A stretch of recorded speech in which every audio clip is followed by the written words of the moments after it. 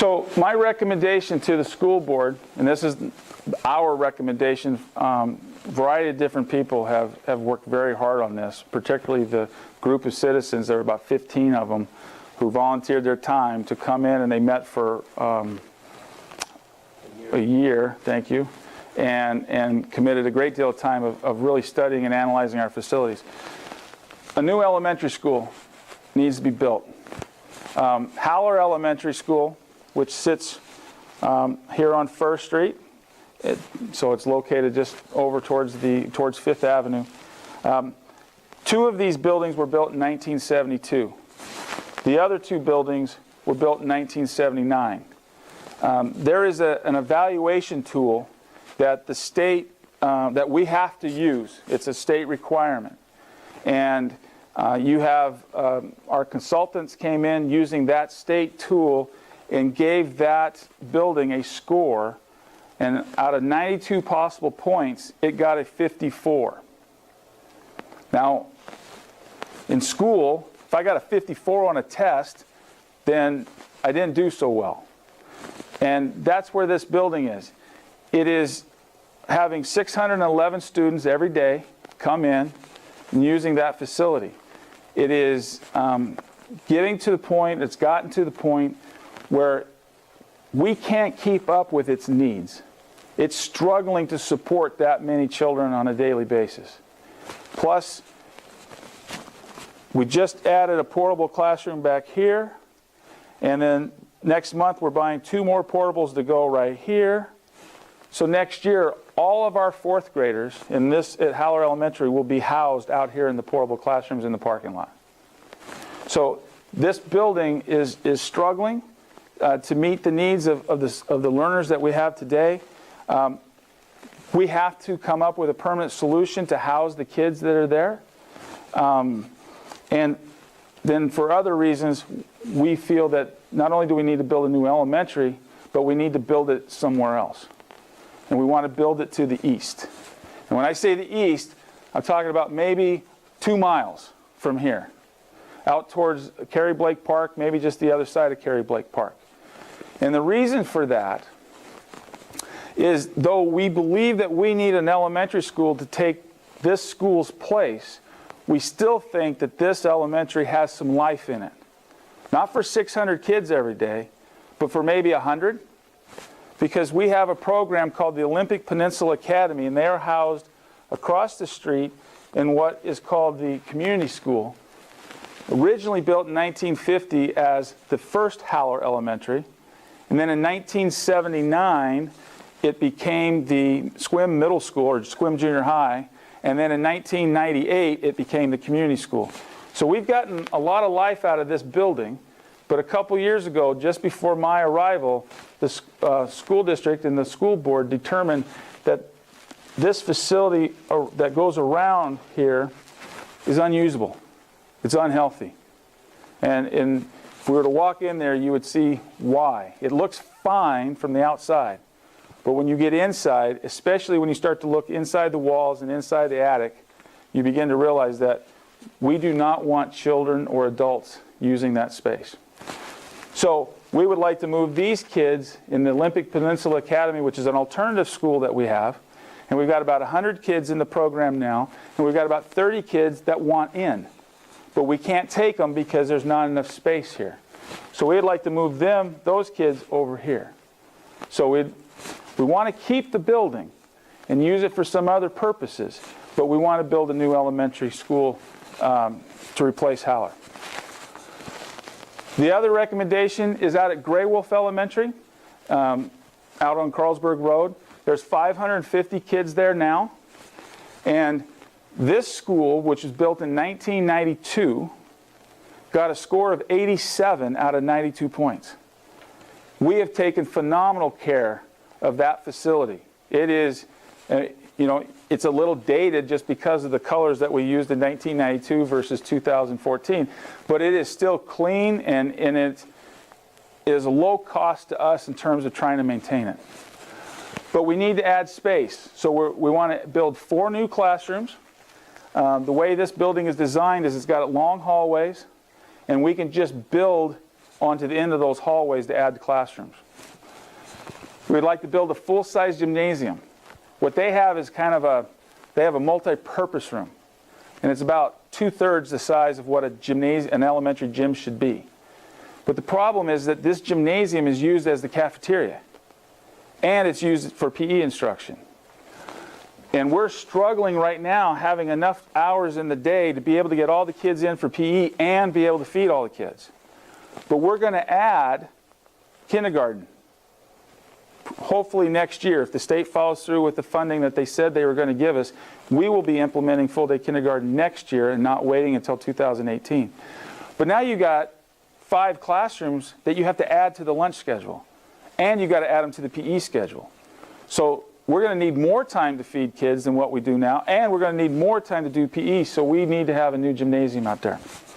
And then we'd like to add a kitchen that's actually attached to the place where the kids eat, because right now where we serve lunch is out in the hallway. And so we have kids lined up down the whole hallway right outside the doors of where kids are trying to learn. And we think it would be much better to go ahead and get the kitchen inside the cafeteria. So that's what we'd like to add up there. At the high school, now in the previous bond, we wanted to build a brand new high school and replace pretty much this entire campus right here, with the exception of this building, which we call the H building, shaped like the letter L. Don't ask me why. We call it the H building. This was built in 1998. That was part of our $25 million bond. And we built a cafeteria. Because believe it or not, in 1967, when we built this high school, we built it without a cafeteria. I don't know why. But these 2 buildings are relatively new, so we would keep these 2 buildings, and we want to replace these buildings that were built in 1967 and the gym that was built in 1954. The new gym? Yeah, the new gym.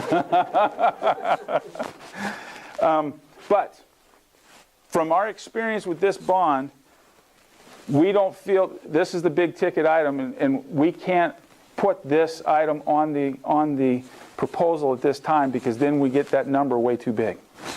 But we need to start doing some things now because our kids need it now. And so the first recommendation for the high school is to build 6 new science classrooms. And we would build those right off of the H building going this direction. So it would actually be shaped like a T now. But add 6 classrooms, science classrooms, STEM classrooms, kind of rooms where our teachers and our kids can really get into 21st century science. Other recommendation is that we build a band and choir room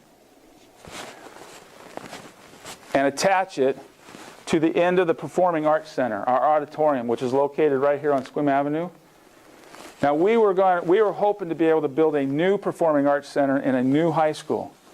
But one thing that became very, very clear to me, our community will not support 2 Performing Arts Centers. Even though this one's not big enough to house our kids, because it's only built for a little less than 600, and we got almost 1,000. The historical value of this particular facility is too great in this community. And so we're going to have to use this to the best of our ability. But we want to build a band and choir room so that they're actually attached to the place where they're going to perform. Because our high school band and our high school choir, they got to go across the street over here to this building called the Community School Gym. We built this in 1979 when we converted Haller Elementary School into a junior high. The band room and the choir room in this facility were built for middle or junior high students, not high school students. And so we want to build an actual high school sized band room and a high school choir room, attach it to the Performing Arts Center, but we also want to start shrinking our campus. The point of having one comprehensive high school is because when we talk about safety and security, the best thing we can do is have a single point of entry. When you have all these multiple buildings with all these doors, you can't accomplish that. But what we learned, what our voters told us, is that this is something we cannot support. So we're going to shrink the campus down so that we're not stretched out all the way across the street. Yes? And when you say add, where are you adding? Well, Into the old high school? There's a blank spot there. yeah, there's a piece of grass property right here, right on Squim Avenue. And so we're in, the district office now is in part of the old high school built in 1932. And then the auditorium is down here. We're just going to build right on the end of this. And there used to actually be a classroom wing that went out across like this way. You went there, okay. So that's where we want to put the band and choir room. Yes? So as the maternity band, it really is awful when they have to run the bells, all of their, anyway, all their instruments across that lovely road and the lovely gravel parking lot. It's very good on them. But a question I have, all the school shootings that I've heard of are in enclosed schools. And when you have an enclosed school, you have a great access for the shooter, because when you have all these multiple accesses, it's much harder for them to get from one classroom to the other. Whereas if you consolidate and, oh, I've got free reign, I can hit both sides of the room, you guys can't get out, you're stuck in the hallway. Yeah. Well, Marysville's campus looks a lot like ours. Sandy Hook was a single entry, went in there, and even though they had all the security in the world to lock the doors and everything else, he got in, went to the first two classrooms where the doors were open. Everybody else was then able to lock their doors. But school shootings is one aspect. You know, something I fear is the non-custodial child abduction. You know, dad and mom divorced, mom's not letting dad see the kids, dad shows up, takes kid. Anybody can just access any one of our classrooms at any time.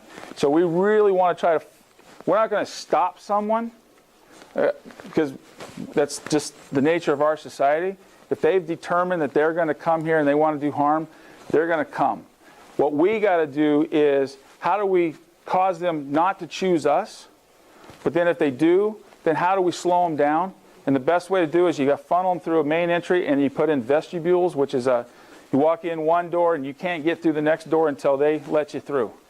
So it's building those kinds of systems in place.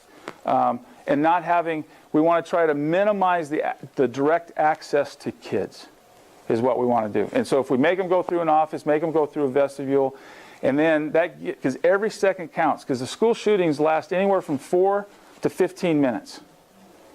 And so everything we can do to either run, hide, or fight, those are our reactions. And if our teachers have the opportunity to shut their doors, barricade them, get everybody locked in, then they stand the greatest chance of surviving. So that's what we want to try to create with that. But we're probably not going to be able to do that here on the high school campus, because we've got this building that we've got to keep, we have this building we have to keep, and we've got this building that we've got to continue to use. So if we can't do one comprehensive high school, then how do we start shrinking it down and making it so that it's, you know, access gets smaller? Yes, and then. Do you plan considering multi-story building? I hope that when we talk about a new elementary school, I hope it's 2 stories. I'm hoping our community believes in going 2 stories. Because everything that I've read and everything I've learned is that if you want a building to be the safest, the smaller the roof, the better. If you want it to be the most efficient in terms of its energy use, having a smaller roof. So shrinking the footprint and building up is the way to go. So I hope so. But we haven't determined that, because that will come during the design process, which again will involve a lot of people. Okay? Yes? So a new elementary school would require buying more land? It would, for us to be able to build to the east, yes. And then what would happen to the original color? This, the white building? this one? I'm going to talk about that. District own that? Yes, we do. They sell that? I'm going to talk about that in just a minute. That's a great question. Okay. So that's what we want to do at the high school right now, is the science classrooms, the band and choir classrooms, and then do some renovations to the Performing Arts Center. Now, what do we do with the original Haller, which we call the community school over here? We will tear down or demolish this portion of the building that's shaped like a U, going around like this.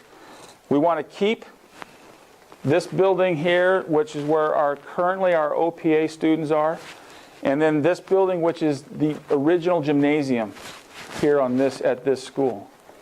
And I'll explain that in a minute why we want to keep those buildings, but we'll tear down this, okay? That's what we want to do. We own this property. We've got visions of, we would love to say move our tennis courts seem to be a big issue in town. A lot of folks are mad at me right now for closing these down. But it would be a wonderful place for us to maybe move some of our facilities that get jointly used by us and by the community. Because then we can pull people off the campus and maybe have them across the street. But that's just one idea we've got. We don't have it planned out yet what we would really do with the space. How about the next building over? This one? Yes. Right now we need to keep this because we don't have enough space to just do our sports in the gymnasiums that we got here. Our wrestling team uses this for practice. Our cheerleaders use this. Right now, Olympic Peninsula Academy uses this. So we'll hang on to this building until we have a home for the programs that use it now. And it's a great facility. It's probably the best gym floor we got in the whole district. So, okay, so we want to demolish the community school. So how much would that cost?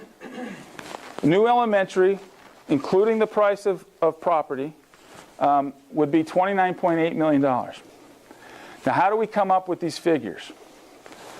The state of Washington studies all the school facilities being built in the last couple of years, and then they figure out what the average cost of per square foot would be for brand new construction, for a major remodel, and for a minor remodel.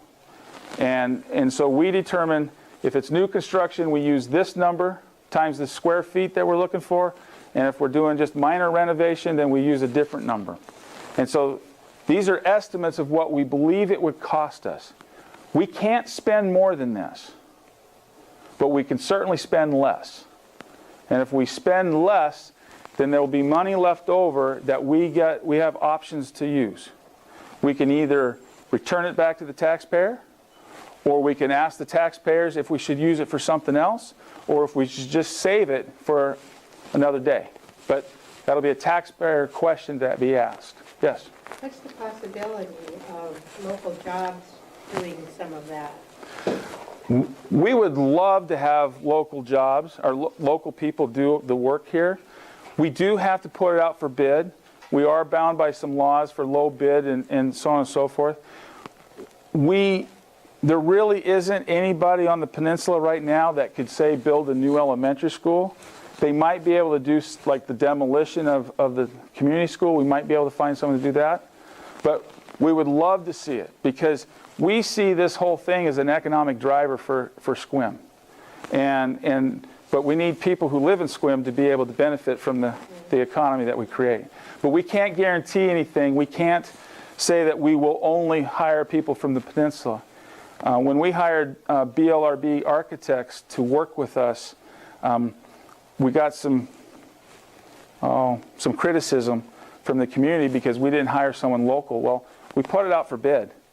No one from the Olympic Peninsula or from the Kitsap Peninsula even put a request in. So we had to take who it was that put forth the bid process, and then we went through an interview and selected them. So, Is there anything that we can do to encourage the people who win the bids to use some local? We can certainly encourage them, and really, it could even be part of our, because we do have to go with low bid unless there's some circumstances that allow us to not take them, but we certainly can put the bug in their ear. Okay? So, to do the Gray Wolf editions is about $7.2 million. The high school editions is another $9.2 million. And to tear down the community school is $666,000 for a total of $46,973,000 to do those projects. Now, we are eligible to receive $4.3 million in state match. This is money that the state will give us to help us with the construction costs. But we can only get the $4.3 million if we tear down this part of the community school. Okay? And what happens is the state still sees the community school as space that we can use. And the state will give us match when we take property and take it off of our rolls or off of our list. So for a $660,000 investment to tear it down, we can get back $4.3 million, which would now make our bond proposal to voters $42,650,000.